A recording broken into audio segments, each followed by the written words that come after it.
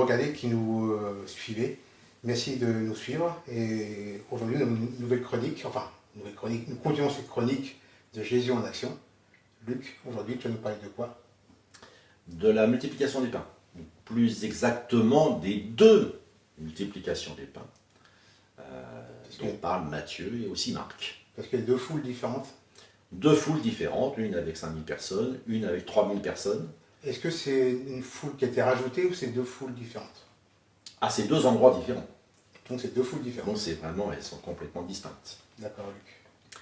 Alors la première multiplication des pains, c'est Matthieu chapitre 14. Le soir étant venu, les disciples s'approchèrent de Jésus et dirent « Ce lieu est désert et l'heure est déjà avancée. Renvoie la foule afin qu'elle aille dans les villages pour s'acheter des vivres. » Jésus leur répondit « Ils n'ont pas besoin de s'en aller. Donnez-leur vous-même à manger. » Mais ils lui dirent « Nous n'avons ici que 5 pains et 2 poissons. » Et il dit « Apportez-les-moi. » Il fait asseoir la foule sur l'herbe, prit les 5 pains et les 2 poissons, et, levant les yeux vers le ciel, il rendit grâce.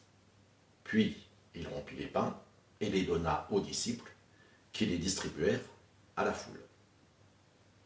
Amen. Donc voilà cette première multiplication.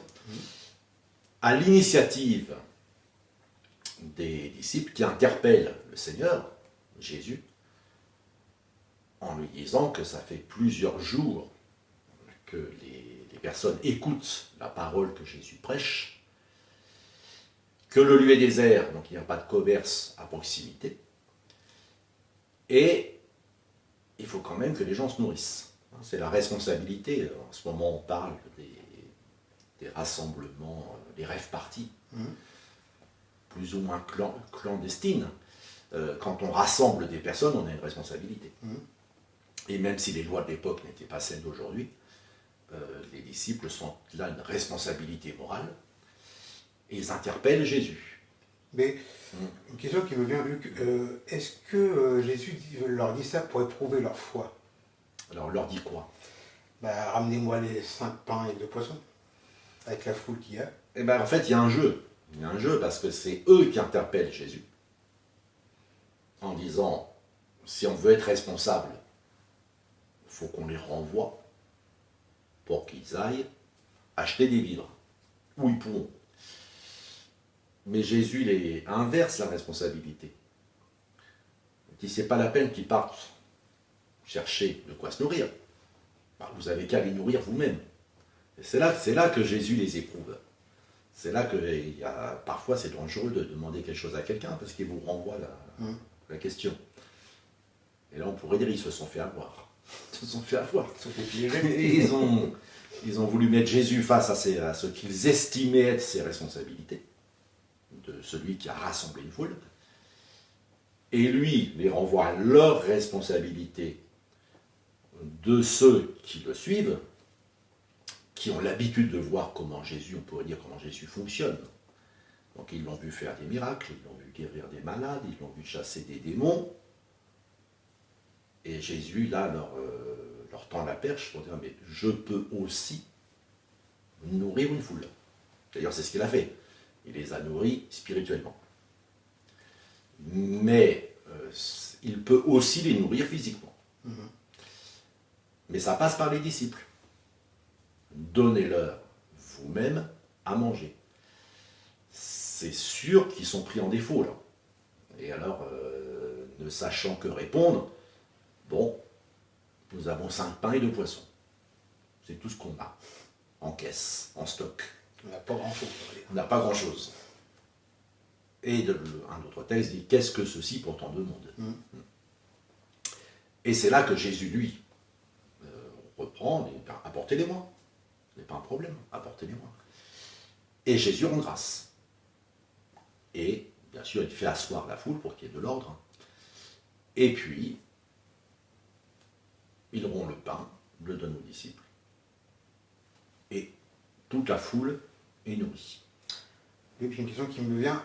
Pour toi, est-ce que Jésus, quand il a rompu le pain, il a rompu tous les pains, parce qu'il a été multiplié? Je vois que tu souris.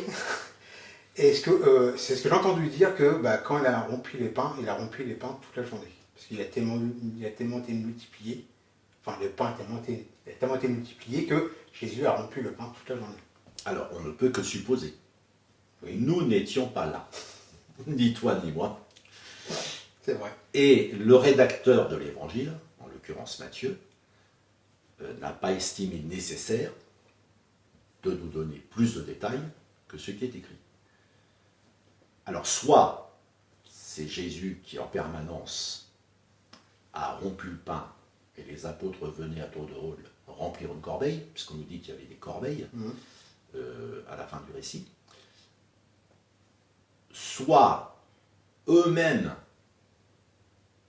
au fur et à mesure Oui, qu'ils distribuaient, la corbeille se remplissait. Auquel cas, le miracle était quasi invisible. C'est pour ça qu'il ne faut pas croire, alors bien évidemment, quand on fait un film, on va faire apparaître une montagne de pain. oui, c'est vrai. C'est plus spectaculaire. J'ai déjà vu. Mais c'est évident que Jésus n'a pas fait une montagne de pain. Il y a une distribution. Donc le plus probable, c'est que chacun des 12 est parti, et peut-être même d'autres disciples, sont partis par groupe de personnes, et au fur et à mesure qu'ils distribuaient, il ne manquait rien. Comme les anciens miracles d'Élie et d'Élisée, où Élie va voir une veuve, Élisée va voir une veuve, et lui dit, il ne manquera pas de pain dans la huche, il ne manquera pas d'huile dans la carafe. Et il n'y a pas une production de centaines de litres d'huile qui se fait, mais chaque fois que cette femme faisait un pain à l'huile, ben, il restait toujours la même quantité d'huile dans le vase. Donc c'est plus probable que ça s'est passé comme ça. D'accord. Alors maintenant, il y a une deuxième multiplication, mais là, à l'initiative de Jésus. C'est Matthieu 15, donc je le souligne parce qu'on est très proche dans le texte. Matthieu 14, première multiplication. Matthieu 15, deuxième multiplication. Oui, oui. Et entre les deux, il y a un enseignement de Jésus que j'encourage ceux qui nous regardent à les lire, où Jésus dit, ce n'est pas ce qui rentre dans un homme qui le souille, mais c'est ce qui sort de son cœur. Donc il y a un enseignement aussi sur le pain, qui est entre ces deux multiplications. Mais dans la deuxième, c'est Jésus, ayant appelé ses disciples, dit, je suis ému de compassion pour cette foule, car voilà 3 jours qu'ils sont près de moi, et ils n'ont rien à manger. Je ne peux pas les renvoyer à jeun, de peur que les forces ne leur manquent en chemin. Les disciples lui dirent, comment nous procurer dans ce lieu désert assez de pain pour rassasier une si grande foule? Jésus leur demanda, combien avez-vous de pain? 7, répondirent-ils, et quelques petits poissons. Alors il fit asseoir la foule par terre, prit les 7 pains et les poissons, et après avoir rendu grâce, il les rompit et les donna à ses disciples, qui les distribuèrent à la foule. Donc la grande différence par rapport à l'autre, le miracle est le même. La façon de distribuer est la même. Qu'importe les quantités, on a 7 pains, on en avait 5, il y a quelques poissons, il y en avait 2, bon ça ce sont entre guillemets des détails. Mais surtout c'est l'origine. Jésus est à l'initiative. Et quand c'est les disciples à l'initiative, c'est une question de responsabilité. On ne veut pas prendre la responsabilité d'avoir sur les bras une foule qui n'a rien à manger. Ce ne serait pas responsable. Quand c'est Jésus qui est à l'initiative, c'est une question d'amour. Je suis ému de compassion pour cette foule. Voilà 3 jours qu'ils sont près de moi. Ils n'ont rien à manger. Alors ça ne veut pas dire que les gens étaient émus sans rien, mais ils ont épuisé leurs provisions. Tellement l'enseignement de Jésus était captivant. Et c'est certainement que personne n'avait prévu de rester 3 jours. Il avait prévu de passer une après-midi, une journée, mais oui, mais c'était tellement intéressant ce que disait Jésus qu'on a dormi sur place, le lendemain on a remis ça, et Jésus là toujours qui montre son amour, je ne veux pas les renvoyer à jeun, de peur que les forces ne leur manquent en chemin. D'accord. Mais les apôtres, eux, sont toujours dans le même problème. Luc, j'ai une question qui me vient là. Est-ce qu'on peut dire que le peu qu'on apporte à Jésus, il les multiplie? Alors c'est un des enseignements de ces deux multiplications. C'est que Jésus ne part pas de rien. Il ne fait pas apparaître du pain Non, bien sûr. à partir de rien. Si vous vous rappelez, quand on a fait l'émission sur les noces de Cana, Oui. Jésus est parti de jarres d'eau. Il a transformé l'eau en vin. Oui. Et ce sont des serviteurs qui ont dû remplir les jarres avec de l'eau. Ici, dans les deux récits, qu'est-ce qu'on a déjà?